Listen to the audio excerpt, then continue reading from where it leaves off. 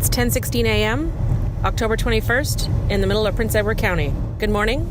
It's Flying for Flavor.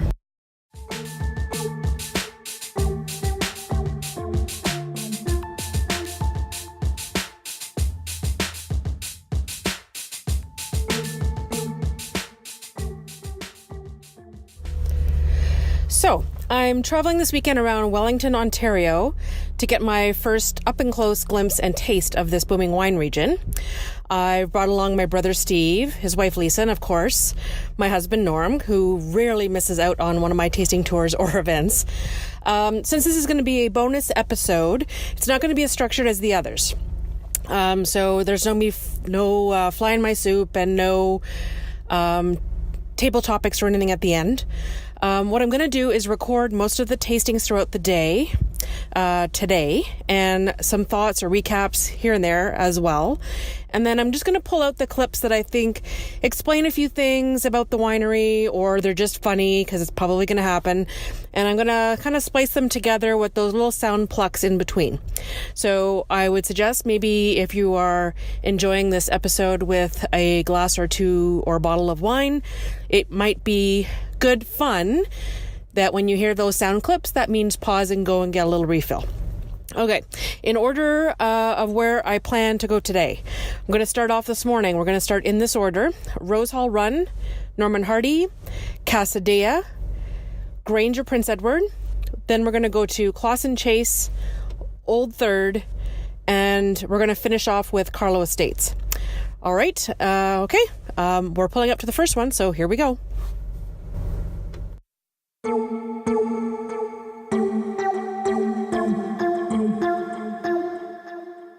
Just a quick note before we head into this next winery. We didn't really take much at Rose Hall Run, partly because they were still setting up this morning, and I thought putting a tape recorder in their face might be a little bit challenging when the staff's getting ready for a busy Saturday. But we had a great tasting, and I'm sure you'll hear rave reviews for the rest of this episode. Now on to Norman Hardy. Did you luck out with a perfect day? Or actually, we lucked out with a perfect day. You sure did. Holy cow. Yeah. This is not middle of October weather, that's for sure. No, it's been a really dreamy fall, I have to say. Yeah. Since Labor Day, it's just been incredible. It's like we got a bonus month of summer. I know. So are you still harvesting at all?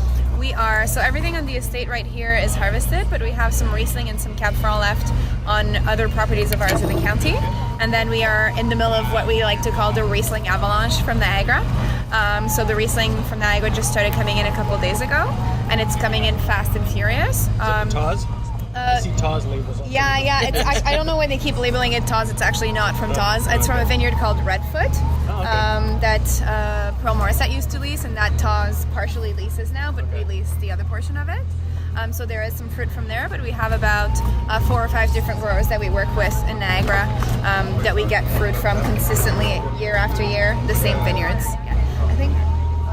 I thought he was waiting on me. No, that's okay. Mm-hmm. So Riesling, the one that you're tasting right now, is actually a blend of County and Niagara fruit. Mm. The Niagara component, including some fruit from Taz, will really bring the mouthfeel, will bring some sugar, some fruit, versus the County component is going to bring freshness, acidity, minerality for a much more layered and balanced Riesling. Rieslings that are straight up from the county can be a little hard to drink. Riesling doesn't ripen quite well here because we don't have the heat or the longer season. So they tend to be like all acidity, zero mouthfeel. Versus Niagara Riesling can be a little overwhelmingly sweet or like have too thick of a mouthfeel. So blending them together really helps on that front and makes a more balanced wine. It's nice. It's fresh. Really fresh, yeah. I'm a sucker for a Riesling. Perfect breakfast wine. Breakfast wine, really? There's such a thing, eh? Yeah. Well, if people will have mimosas with brunch, why not Riesling? We had bubbles to start at 10 a.m. We There did. you go. I'm just thinking like this, even actually with a bowl of oatmeal. Sounds geez. awful. With some Oatmeal, with apples right, with a in touch of your- cinnamon. Yeah, that could cut right through the richness. Oh my God, it'd be good. Again, So tomorrow this, morning. I don't have to rush out of here. a common thing or not to actually do the without the sulfites and with the sulfites? It's not. It's really, really rare. Well, I'll get to that in a moment, but it's really rare that you will have the occasion to taste two wines in which the only difference is the sulfur addition. The only person I know of who did that Previously it was La Pierre in the Beaujolais. I know they did that. They did a cuvee that they bottled without sulfur, and the same cuvee with a little bit of sulfur as well. But other than that, people will either go for one or the other. Generally, they won't do both. Yeah. And is it It's a bit more of a of geeky thing to do. a preference of how people would react to the taste, or is it truly the taste difference? Truly, the taste is different. We'll get to that in a second, and you can see for yourself. But it's really interesting to see.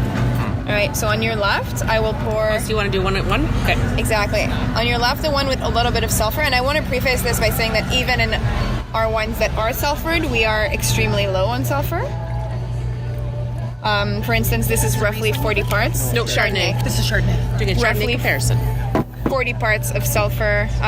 To give you an idea, to be organic, you can go up to 100 parts. So it's still extremely low, but it will be a huge difference. And then on the right, the one with no sulfur. That's the one that's not available in the LCBO. Exactly. And then just to give you an idea, sulfur, yes, is a preservative in wine. It helps with stability in bottle, but it will also sometimes mute some flavors. That being said, it can make the wine cleaner, more precise, more focused.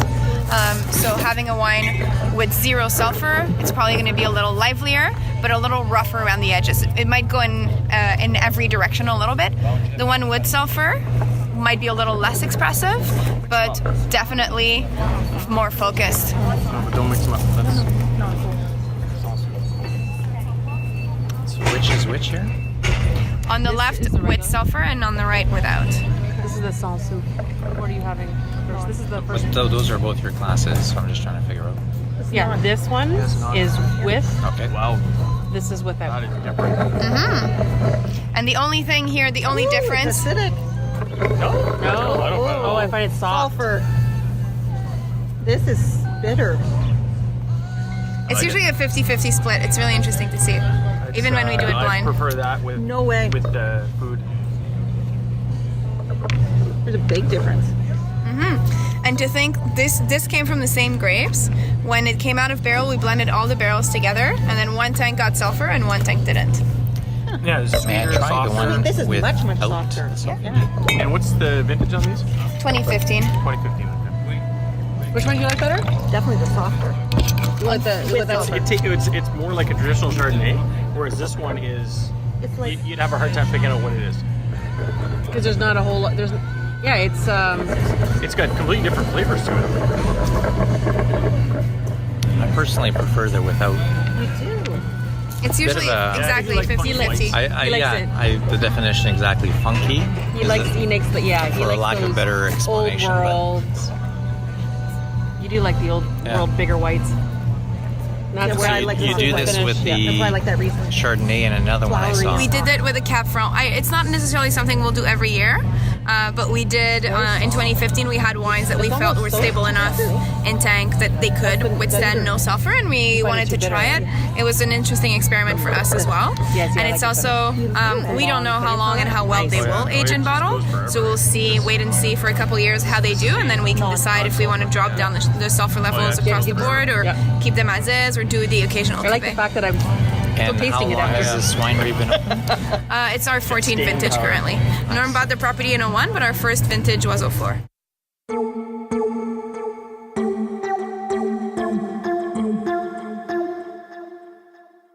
Now all your grapes are local? No, we 15 for instance is a good example. In 15 we lost 90% of our county crop. We had a really devastating late spring frost. You're gonna hear this story 20 times today. May 22nd, it was the weekend after the long weekend. The buds were already open and we had about an hour flash frost. And unfortunately the buds, since they were open, they were fragile, they weren't protected, they fell off. So we lost about 90% of our county production overnight, and that is probably the perfect example to tell you why we will never give up our Niagara production. It's a way to edge our bets. It's an insurance policy for us. When there's winter damage in Niagara, we still have county fruit, and when there's spring frost in the county, then we still have Niagara fruit. And that also allows us to produce different wines. We very rarely blend them, except for the Riesling. We'll produce a Niagara Chard and a Chianti Chard, a Niagara Pinot and a Chianti Pinot, a Niagara Cab and a Chianti Cab. And then it's super interesting to see them side by side, and it allows us to have a more complete portfolio too. And do you have a house there as well? No, we only have vines. They're not ours. They are long-term contracts that we have with growers. But we get the same plots year after year, which allows us to basically dictate the viticulture practices. Norm is extremely involved. He goes weekly to tell them what needs to happen and what he wants to see in the vineyard. And that ensures that we have the fruit quality that we want. They can focus on growing the grapes, and we can focus on making the wine.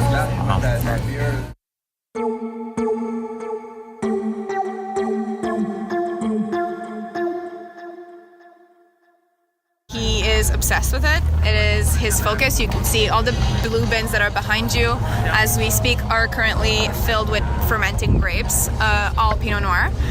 It's by far the most time-consuming and the most resource-consuming production that we make, both from a monetary standpoint and from a human resources standpoint. But I think the wine speaks for itself, and we would never dream of having it any other way. Pinot Noir is always worth it in the long run. Yeah, it's the heartbreak grape, though. I think the importance here is to find that the balance that you'll see on this wine, where it is light, but it's beautiful fruit, beautiful phenolic ripeness, definitely flavorful, easy drinking, but a beautiful complexity, long on the palate. And so specifically on the bottle, it specifies unfiltered. So what's that all about? Good question. So we have made the choice to only do one coarse filtration on all of our wines except the Riesling and the Calcaire that you just tasted. So you'll see that across the board on Chardonnay, Pinot Noir, Cab Franc here. Basically, we spend so much time during fermentation, during aging, building up the flavor profile and the texture of these wines, that it feels extremely counterproductive to have a sterile or a small filtration that would strip a lot of that away from the wine. So the idea with the coarse filtration is to remove any solids that might have formed in the bottle during aging, or in the wine rather, that's not yet in bottle, before bottling. It means that the wine might be a little cloudy. It's not very, really. If you do your settling wine, if you do your settling right, you should be fine, really. Yeah, it is really clear for a single filtration. It was also 2016, if you remember, was a really hot and dry year, drought year even. So what we saw were really thin skins on the Pinot, which explains the light color, even though it did get a 7-day cold soak. And you, on the palate, you can tell. I mean, the flavor is there.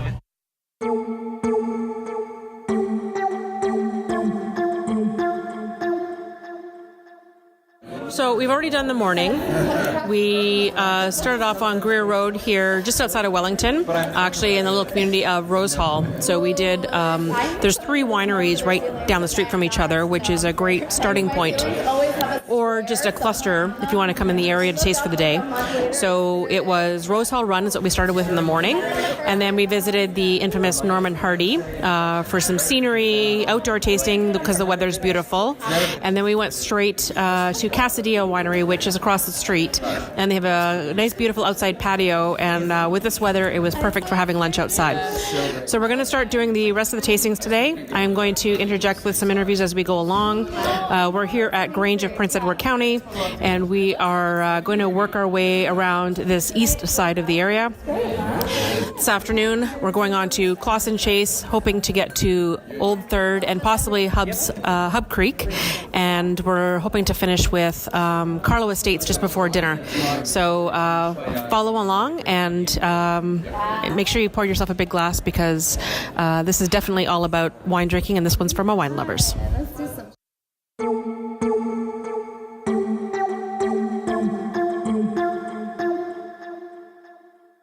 So I always like to ask every time I go somewhere, Yes. what's your favorite? I have probably just Pinot right now, and only because I've been so Pinot deprived. Oh my God, that's a hashtag all alone. I love it. Pinot deprived. Yeah, so we've been out of Pinot Noir for 13 months. Oh, and I guess you got... A couple of small vintages, plus a really big LCBO order when all of a sudden I was like, oh, I need some more from the warehouse. And I went and looked at my spreadsheet and I was like, there's no more. Where is it? Where did it go? What happened? And it was just gone. Yeah. that was Sounds like a positive stress. Yes and no. Like I've literally every day had somebody come in and be like, "Where's your Pinot? You promised."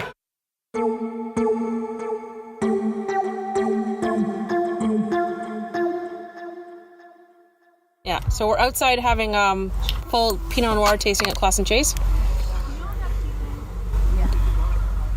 I always said that I wasn't going to be doing too much of this, so this is going to be on the bonus videos. I don't want to necessarily have a lot of audio recordings of people sipping. So we need to do some more descriptors. No, but you say, and we can do the descriptors, but my comment just briefly is the fact that it's the way it's actually presented. You actually individual tasting notes. I mean, that's pretty cool. I do Nice love the little tasting note cards. Stop fingering my bowls, though. Yes, I know I'm on audio. Stop fingering my bowls. That's what the stem is for. Thank you. Don't. Okay, so tasting 101. Please don't touch the bowl of your glass. Yes. Obviously, especially around Steven. Some people's Pinots are a bit warmer than others. Aside from the fact it warms up the glass, it looks gross after. Oh my god, it's funny. And I think we should probably start with that. Oh, this has Don't got finger like... my bowl. Don't finger my bowls. This has got like strawberries and... No. That Pinot. one's my favorite yet. This one's different. I'll give you that. Okay, so first I started off with, try one- because everyone's going to be jumbling around here, so just so they can follow along, I'm having the Hillier Pinot Noir to start. It's 2013. All of my the Pinots I chose are all That is 12.5% really nice, though. alcohol. That's my favorite. The Hillier is only they only make 505 cases produced each year. It's nice, but it's... this reminds me almost like a Beaujolais Oh, Nouveau. this smells nice. This one? No, this is the... No, I know. I'm saying 2013. this one here is like a Beaujolais Nouveau. So even on the little card, like how do I know which one I'm having? It says right in the top. Clausen bold- Chase, the that's, bolded. that's just their 2014. That's their vineyard Pinot. You guys are mentioning all these names. Yeah, but why did you... Yeah, No, but don't- because I know, but that's what you're having. You're having the same one as my second one. Because I suggested two of her, what you would But recommend. if you so take, what did she If recommend? you take the card out of the box, we no longer know. The Niagara. No, this goes like She this. picked. So she picked the Niagara, and which is the other one? Clausen Chase. The Just white says year, vineyard. 2014. Oh, we don't know if it's dish rag or the other one. Or No, that's the mold. vineyard. That's the second vineyard one. Pinot. Yeah. So it's Yeah. My second one. It's the dish rag versus Those the are mold. the two, so That she picked. you guys yes. are doing the other two that I don't have to. Yes. My goodness. pre-selected. So wine novices are going to not necessarily appreciate the descriptors of dish rag and Mold. mold, but that's actually some of those smells are actually good things. Remember we used to call it barnyard. We used to Still do. barnyard. That's different. So this one's nice. That's No, this is the nice one. Wow, that's the I can't tell which one. That Let me one. see if I can tell Oh what the wow, That's the mold. that's crazy. That's quite the nose So on which it. one's that? Church side? Okay, so I'm bubbling ahead here just because we're taping this. So this is the first one. The second one was the 2014 Vineyard Pinot. Again, 12.5% alcohol, that 690 cases produced. That Hillier is beautiful. Yeah, that's my favorite. But I mean, I love the Niagara too. It's completely different. It's, I guess, lighter, eh? This reminds me of Which one is opening your up. Hilliard? That This one. reminds me of opening up Premium Cure Burgundy. A burgundy. Yeah. Well, it's Wow. all Burgundy's Pinot This is Noir. almost. That's not mold. This is almost the dish towel. Yeah. Yeah, you got... Oh, no. Let me see. This one goes at the end. So which one have you got? No, this one's dish towel. Really?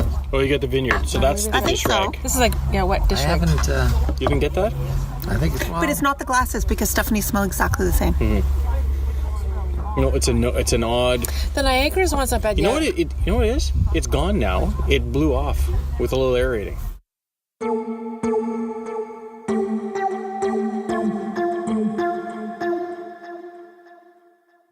So just a quick recap. We were speaking with Maggie at Granger Prince Edward about that lovely Pinot Noir story about how much she loves it. And then we were sitting outside at Clausen Chase, having a tray full of Pinot Noirs in front of us, except for Norm, of course, because he always goes in for the Chardonnays first. And now we're heading into the Old Third. It's a beautiful place. I really love what they've done with it. So if you're down in the area, you got to come check it out. So let's go inside. Okay, so all the wines. So we know that your specialties are Pinot Noir and Cab Franc. Right. So those are the only 2 grapes that we grow. We're 100% estate grown. Mm-hmm. We only grow Pinot Noir and Cabernet Franc, 90% Pinot, 10% Cab. Everything's done here, so the wineries below your feet. Wines outside the window. You can't call that. That's definitely It's definitely a locally county wine. Yeah, absolutely. A lot of other places in the county don't. They use their grapes, but a lot of them buy from Niagara as well. Yes. This is the first year, 2017, that we're actually having to buy from Niagara due to medical reasons. But we're just going to do that for maybe 1 or 2 years until we can get back on our feet. How did 2015? 2015. Yeah, it was our best vintage yet. Really interesting. No, I'm just saying because there was everyone's been late frost. I know, but everyone's been May. complaining about their 2015. So I'm just A lot of curious. people lost up to like 80% or Yes. up to 90% or everything. Mm-hmm. We were up burning all night. It was such a tired night. What do you mean burning? Burning. So we had a huge bonfire at the very bottom of the hill, and we You knew the frost was coming. Yeah, so there's this certain weather pattern that you can, well, I can't tell, but the winemaker Bruno, Yeah. he's able to see, like, if it's, I'm not sure how he does it, but he can just be like, okay, there's going to be frost tonight. Cool. Based on, the clouds, the weather. There's a forewarning that he can sense, and so we got everything ready, and it was so late in the season, we were telling other winemakers, like, get ready to burn, or, do whatever you do to protect the vines. And so we had hay bales set up along the top here and down the rows, like the thicker rows. Mm-hmm. And you light those on fire. And It first of provides all, enough warmth. warmth, but also this, the smoke. Because with the smoke, the frost can't settle. Mm. And That's cool. the fire at the bottom, flames probably higher than the ceiling, was so big that it drew the smoke from the smaller fires at the top down across the vineyard. Cool. Which we So didn't how really much? expect How to many happen, did you but lose? we lost maybe 5%, just around the outer edges. It's awful. And that Like they're was saying our- we lost 5%. We're like, good for you. I mean, Because compared to others, we when heard we- 90%. yeah, We heard some horror realized stories this that weekend. A lot of people lost almost everything. Yeah. It's one of those subjects that you don't want to really say, like, oh, well, we only lost 5. Yeah. It's sensitive.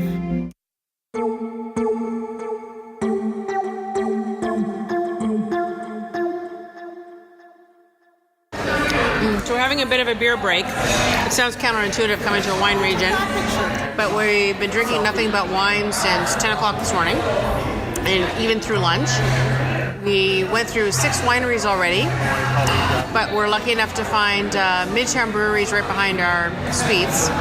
So we're coming in for a bit of a snack, a couple samples of beer, kind of cleans our palate before we get ready for the latter part of the evening. So Norm, what was your okay, 2 questions. Favorite wine so far today? And favorite winery so far today? 2 different questions. The easiest one for me to answer is by memory, which is Norman Hardy Wine or winery? Winery. And I would say mainly for so many things. However, I would say the ambiance, the people, very courteous. The wines obviously were great as well. But for someone to sit at the table with us, give us a few glasses, pair 2 wines side by each, one with sulfites, one without. So you're not just tasting one at a time, you're truly getting the experience. And you look over the corner, and this is all happening outside in the beautiful sun. And what's going on out here, oh, by the way, they have a little bit of dried jerk meats. They have a little bit of oysters. So all of this is happening while we're actually doing the tasting. So to me, great wines, great ambiance, great people, great food, for sure. Okay, and what was your favorite wine that you've tried out of all 6 wineries? What really stuck in your mind? It was the Chardonnay Reserve, and I won't say the name properly, but you will, meaning where did we have lunch? Quesadilla. There. So they had a nice, really Chardonnay Reserve, which most places in Chardonnay is my wheelhouse. However, the Reserve was truly a little bit more on the, I don't know if you want to call it exotic side but just unique side of things. So a little bit of a darker, a little bit more memorable versus the other one were a little bit just more nice and flat, like so to speak. But I just, that one just really, really stuck out for me, and I really enjoyed it. I think for me, my favorite winery or experience was Clausen Chase. I really like sitting outside when we had the Pinot Noirs and the picnic table. I'm going to wear flats next time, though, out in the grass, trying to walk on my heels. That's just my own downfall, my own problem with that. And the wineries, oh my gosh. Steve is giving us fries. Seriously? I'm having fries with my beer. And then my favorite wine today is a toss-up. I actually had a few today, so I would say highlights. The Pixie Sparkling from Rose Hall Run this morning really stuck with me. That's a wine that I think I could probably open a bottle all the time, and it would always surprise me, and pleasantly surprised. And then I would say, actually both their sparklings. This morning's sparklings at Rose Hall, that was a good way to start the day. So I'm advising people to coming down here. If you want to start your day, go to Rose Hall Run. They're open at 10. Have some bubbles for breakfast. And then I really liked the Hillier Pinot Noir at Clausen Chase. And I was really impressed with that. And I thought that was going to be my favorite of the day because I'm a big Pinot Noir fan. But then I went to Little Old Third and I had their Cabernet Franc. And it's a little tiny place. It's not on the wine map, so you'll have to look it up. There'll be links on the show notes, so you'll have to go and take a look at those. But it was soft, it was well done, and considering 2015 was not one of their best years, considering what they managed to get out of it, for the minimal cases, it's not available at the LCBO, so it's one of those things you'll have to get through their website or come down here to go and actually visit in person. But it's well worth it to visit it in person just to get the ambiance of the music, the old 1800s barn that's been renovated. Just the experience of the place is just stunning.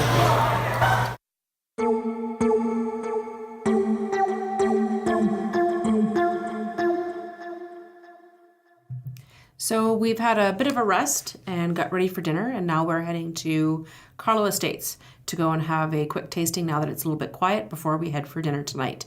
Last one of the day. All right, so I've already poured the Chardonnay there for you. Thank you. So we do have with the food pairing, and that way you get to appreciate what the wine tastes like with and without food. Yeah. And also the flavor really of the food really can change the flavor of the wine as well. So a lot of people have a hard time gauging if they're going to enjoy a wine or not if they're not eating it with something. Yes, some wines need food. Yes, exactly. So with the Chardonnay, I have a black olive there. Oh my God, it's like his perfect happy place. Look at this. Alrighty, and this is our Riesling. So this is a wild fermentation. Love it. So it is, we haven't introduced any artificial yeast. We've just used the natural yeasts that occur everywhere. And because of that, it's the fermentation's a little wild. So there are some interesting things happening with this wine. There is a little bit of re-fermentation in there, so each bottle is kind of unique in that respect. So it does change.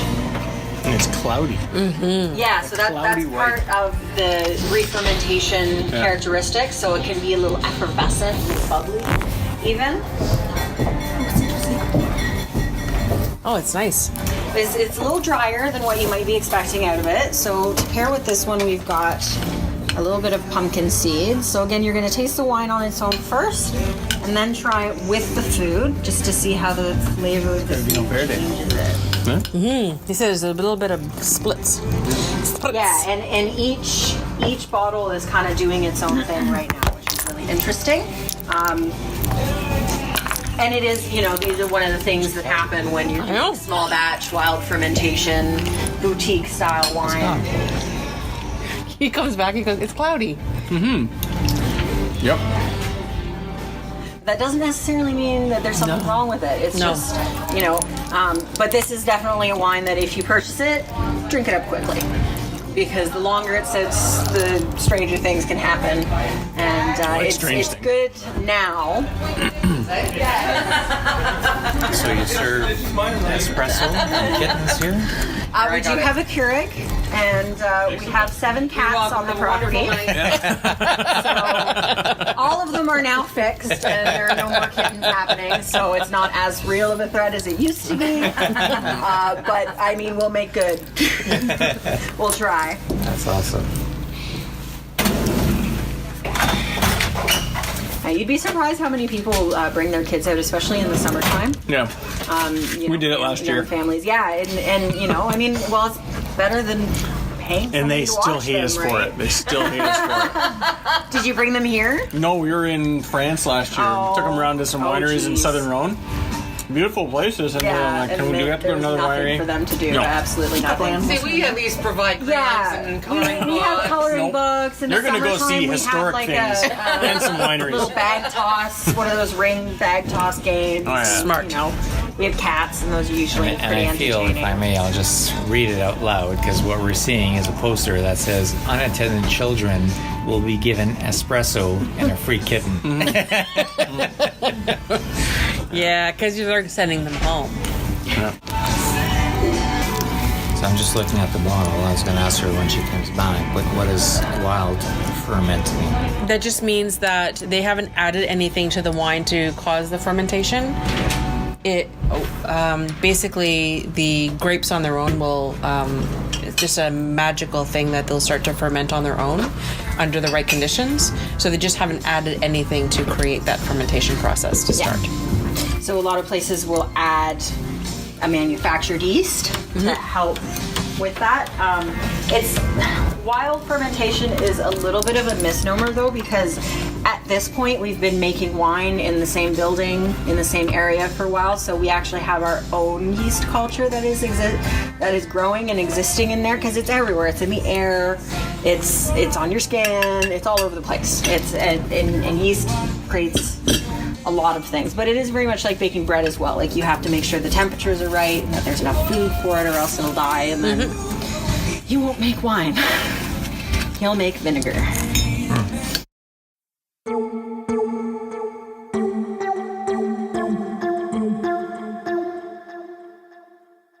High and low for the day.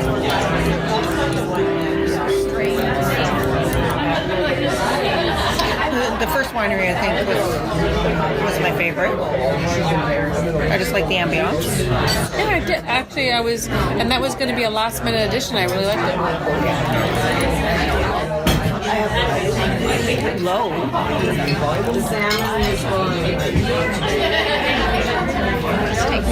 There was no lows. The van. The what? Oh, the van. Yeah, okay. You got it, yeah. Yeah, you're right. The ride. The condition of the van. Yes.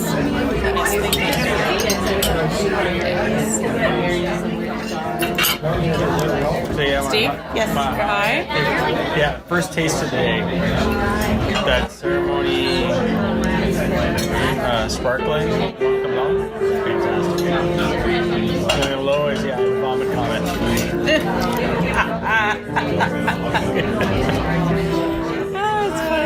But yet it turned into something Really funny. It was funny, but it was not pretty. But she had more of a driver with a sense of humor, so you could have teased him about it. Yeah, no, he was a little dry. It's either you're going to take it personally or didn't care. I mean, for me, the high is Norman Hardy. just once again, we talked about this a while ago, but the outside, the ambiance, I mean, a little bit of the cured meats, we had the oysters, we had someone... Cured meat you stole? Yeah. But It's still good. Bring the bowl over. Claude, sitting at her table, like just the whole thing was pretty cool. So that was my high. The reason I frowned is I don't know that I had a low until you brought it up. Oh, sorry. Is that going to be everyone's low? The whole taxi system period around here is just not very cool. Not good. No. And like the only other ones, like there, you see there's 3 or 4 like stretch limos around, which is fine if you got 12, 15 people put in there, because they're going to charge you $500, $600 for the day. It's great if you got 12 people, but if you don't, like they have a limo service, the smaller ones, but they want $500 for the day. It's like Because they can. I know, it's too bad. yeah. My high for the day. I really liked sitting outside at Clausen Chase. Like sitting out in the sun, it wasn't too warm, wasn't too cold. Sitting there, like tasting the Pinot Noirs, we were chatting, grass under my feet. Like it was just, it's unusual for October like that. It was just really pretty. Perfect temperature for the wine too. Oh my god, it was perfect. So I was happy out there, and everyone was getting up. I'm like, oh, I have to get up now. I was very sad. I did enjoy that. I was happy there. I did like a lot of other places, but I was really comfortable there. And then I think I was gonna say, yes, I understand the low and the transportation's a bit of an issue. And then the other thing is that there's a lot of places that I had expectations of, that they were going to be, right? They're big popular ones, they were big names, they were this, they were that. And when I got there, their wines, again, I felt like it was all hype. Like I was expecting too much. And then the ones that the smaller wineries or the wines that they were producing from other wineries that were not the big sellers, they're the ones that really surprised me. And that's what I was kind of happy with. Well, and the ones that like I always find the one that either somebody told you to go do or you just thought you'd go on a whim that turns into a gem. Like somebody, when we did our Niagara tour, which place was it told us to go to 5 Rose? Probably Foreign Affair. Not Foreign Affair, the other old lady there. We like their wines too. Oh, yeah. It has like a burglar on the label, or... Yeah, they stole a piano. Yeah. Oh, I know which one you're talking about. The wine was really good too.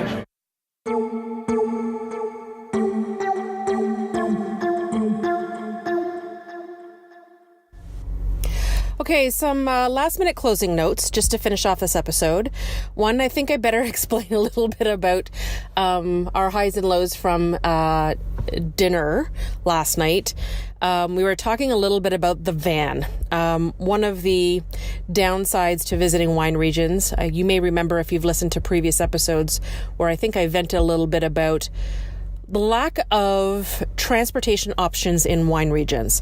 So we had a hard time trying to find a place this weekend. We did manage to book a taxi for the afternoon, but our van was horrible. They tried, it was fairly clean, but there were some disgusting parts in it. I don't want to go into the details of what it is, and I'm not going to go and share the business name because I don't like to do that. I just think that maybe it was the driver himself. He didn't quite take a walk around in the car or the van just to make sure it was all clean, but it really did not start our afternoon very well. So as much as we enjoyed ourselves here in Prince Edward County this weekend, that van was basically a shadow on our sunny day. Okay. The only other thing I regret is I regret not having as much audio from our tasting at Rose Hall Run, which was the first one in the morning. But it was mostly us just sipping and oohing and ahhing. It was still early, so obviously coffee didn't kick in yet. So I really don't think that what I would have taped would have done it justice, especially for this episode. So just make sure that you'll notice throughout the episode, or when I do mention our highs and lows and recaps, we really did love our visit at Rose Hall Run, and I highly recommend it. So I took a lot of pictures. Some of them, if you were following along on Instagram, they were in the stories section. I posted a few to the Flying for Flavor Facebook page, but I'm going to include all of them in the show notes. As well as, of course, I'm going to have the links to all the wineries that we visited, to their websites, so that you can plan your own trip going forward. So for this episode, the show notes are going to be found at www.stephaniepichet.ca/P as in Peter, E as in Edward, C as in Charlie, as in Prince Edward County, 2017. So that's stephaniepichet.ca/PEC 2017. You can also always go to flyingforflavor.ca and then just scroll down to see the bonus episode listing for Prince Edward County. So stay tuned for, as usual, the regular episode will be next Saturday. And in the meantime, have yourself an amazing fall week. Cheers.